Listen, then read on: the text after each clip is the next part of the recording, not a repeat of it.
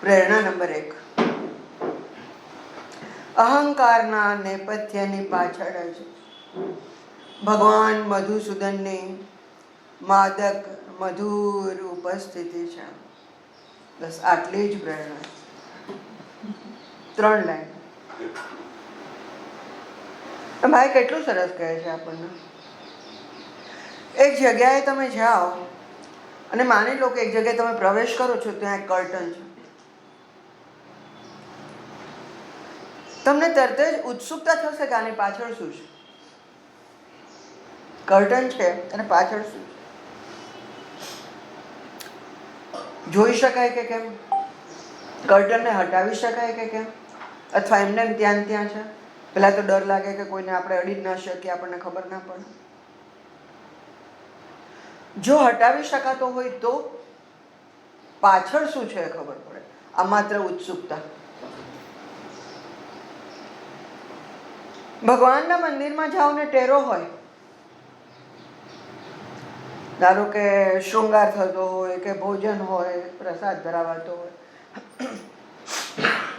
તો એમ થાય ને આ હટે તો હું દર્શન કરું. અને હટે નહીં ત્યાં સુધી મન ત્યાંથી ખસે નહીં. જેમ જેમ લાંબુ થાય એમ વધારે પેલું થાય કે ભાઈ આ હટી જાય તો હું દર્શન કરી લઉં.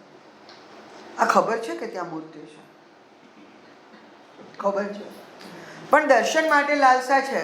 પેલું હટે ત્યાં સુધી ઊભા જ રહેવાના. હવે કોઈ તમને એમ કે એક કર્ટન છે, તમે એક જગ્યાએ જઈને ઊભા છો, આની પાછળ એક સરસ મજાનું મધુર માદક કલરફુલ, જેની અંદર હાર્મોની છે, લય છે, રિધમ છે, અરે મ્યુઝિક પણ છે, એવું ચિત્ર છે. તમને આશ્ચર્ય થાય કે આમાં મ્યુઝિક છે, રિધમ છે, આમાં લઈને બધું ચિત્રમાં કેમ આવે છે? કહી દીધું તો મને જોવું છે. જો એવું કોઈ કહે તો શું છે? જોવું છે. ઉત્સુકતા થાય ને. જ્યારે કંઈક ને કંઈક પડદો રાખવામાં આવે, કંઈક ને કંઈક ગોપન રાખવામાં આવે, ત્યારે ઉત્સુકતા વધે છે. પણ એ શું કામે રાખવામાં આવે છે એ પણ એક પ્રશ્ન છે. ત્યાં તમે ડાયરેક્ટ પહોંચી શકતા નથી, અથવા પહોંચવા માટે તમારે કંઈક કરવું પડે છે. કાં તો કોક એ પડદો હટાવી દે, કાં તો તમારે હટાવવાનો પ્રયત્ન કરવો. મેળાએ ના માટે સરસ મજાનું ચિત્ર છે, સરસ મજાનું ફૂલ છે, સરસ મજાનું શિલ્પ છે, એટલું મસ્ત છે ને કે હું તને બતાવું ને તો ખુશ થઈ જાય. અરે પણ બતાવ ને, હું રાહ જોઉં છું. પણ રાહ જોવાની તમન્ના જોઈએ ને, એક ઉત્સુકતા જોઈએ ને, અપેક્ષા જોઈએ ને, એના માટેની એક ધગશ જોઈએ ને, એ જરૂરી છે. તો ભાઈ આ 3 લાઈનની અંદર મેં આ કહ્યું ને એ જ આપ્યું છે. અહંકારના નેપથ્યની પાછળ જ ભગવાન મધુસૂદનની માદક મધુર ઉપસ્થિતિ છે. આપણે પડદો કયો છે? અહંકાર. ક્રોધનો કયો, ષડરીપુઓનો કહો, જે બી કહો, પણ અહંકાર બહુ ચીટકું છે. બધું જાય ને ષડરીપુનું તો અહંકાર નથી જતો. એટલે પૂજ્યભાઈ અહંકાર શબ્દ વાપર્યો છે. અહંકારના નેપથ્યની પાછળ, અહંકારના પડદાની પાછળ ભગવાન મધુસૂદનની માદક મધુર ઉપસ્થિતિ છે.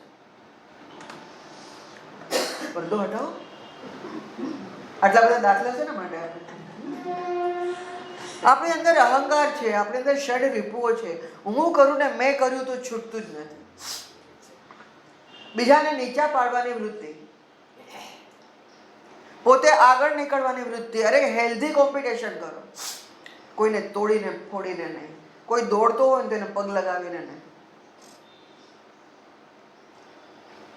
ઈર્ષા, જેલસી, કોમ્પિટિશન, આ બધું જે છે ને એની અંદર એક નીતિમત્તા ના હોય ને ત્યારે બધું ખોટું થાય છે. નીતિમત્તા આવી જાય, સત્યતા આવી જાય તો એ બધું બહુ સરસ અને સ્વચ્છ બને છે. તો આ બધું આપણું નેપથ્ય છે, કર્ટન છે. અરે ભગવાન છે જ, ભાઈએ કહ્યું આ પડદાની પાછળ છે. અહંકારના પડદાની પાછળ ભગવાન છે, મધુસૂદન. એની માદક અને મધુર ઉપસ્થિતિ છે. મધ ચડી જાય અંદર, એક નશો ચડી જાય એવી. ને મધુર, આહા, મધુરાથી મધુર. અધરમ મધુરમ હસિતમ મધુરમ ચલિતમ મધુરમ, બધું મધુર જ છે. બધું મીઠું છે, બધું નજાકત વાળું છે, બધું બ્યુટીફુલ છે, બહુ સરસ છે, બહુ સૌંદર્યમય છે. જેણે આટલું સૌંદર્યમય જગત બનાવ્યું એ પોતે કેવું સુંદર હશે એ ભાઈનો પણ પ્રશ્ન છે. જો આટલી સુંદરતા જગતની અંદર છે, પ્રકૃતિની અંદર છે, વૈવિધ્યપૂર્ણ છે, તો એની સુંદરતા કેવી હશે? હવે કેવી હશે ની વાતો મૂકીએ, અહંકાર હટાવીએ, અંદરથી એક ગજબની ધગશ જાગે, એક તમન્ના જાગે. નહીં, દર્શન કરવા જ છે. જો કરવા જ છે તો અહંકાર નથી જોઈતો. કોણ જોઈએ જ તમને? અહંકાર જોઈએ છે, ભગવાન જોઈએ. તો અહંકાર છોડવો પડે, બે એક સાથે નથી રહેતા. અહંકારના નેપથ્યની પાછળ જ, એ પડદાની પાછળ જ ભાઈએ કીધું છે 100% સાચું. ભગવાન મધુસૂદનની, ભગવાન કૃષ્ણની, મધુસૂદનની માદક નશો ચડે એવી, જલસો પડી જાય એવી મધુર ઉપસ્થિતિ છે. ત્યાં ભગવાન બેઠો છે. હટાવો. આટલા બધા પડદાની મેં વાત કરી, હટાવો. શું કામ રાખવો છે? દેખાય છે કૃષ્ણ કોઈ તો નથી દેખાતા, તો પડદો હટાવો. હટાવવો જોઈએ ને, હટાવી દો. આટલું સરસ સૌંદર્ય મળતું હોય, આટલી સરસ માદક ઉપસ્થિતિ મળતી હોય, અરે ભગવાન કૃષ્ણના દર્શન થતા હોય તો પછી જોઈએ છે શું જગતમાં? જ્યારે અહંકાર ગયો ને ત્યારે પડદો આપોઆપ હટી ગયો. દર્શન થઈ ગયા, સાક્ષાત્કાર થઈ ગયો. સાક્ષાત્કાર થઈ ગયો. હવે તો કાંઈ જરૂર નથી ને, પહોંચી ગયા ને. હવે જોઈએ કઈ નહીં. તો બી આપણે તો કંઈક માગવાનું હોય ના હોય. તમારા સાક્ષાત્કાર તમને માગતા આવડે છે? પૂજ્ય ભાઈ કહેતા ને, તમને માગતા તો આવડે જ બધાને. ભગવાનને માગી લો ને, માગતા તો આવડે જ છે, રોજ માગીએ. તો હવે આ કૃષ્ણના દર્શન થયા, પડદો હટી ગયો, તો શું જોઈએ? હજી જોઈએ સાક્ષાત્કારની સાથે સંવાદ જોઈએ. ભગવાનના દર્શન થયા તો હવે સાથે વાત કરું, એ મને જવાબ આપે. સંવાદ જોઈએ. ધારો કે સંવાદ થઈ ગયો તો કે મુરલીનું મીઠું વાદન જોઈએ છે. અમારે જોઈએ તો ખરું, સંભળાવો. માની લો કે આપી દીધું, તો હવે શું જોઈએ? તમારો સ્પર્શ જોઈએ. હવે પૂરું. થોડી વાર વધારે દર્શન જોઈએ.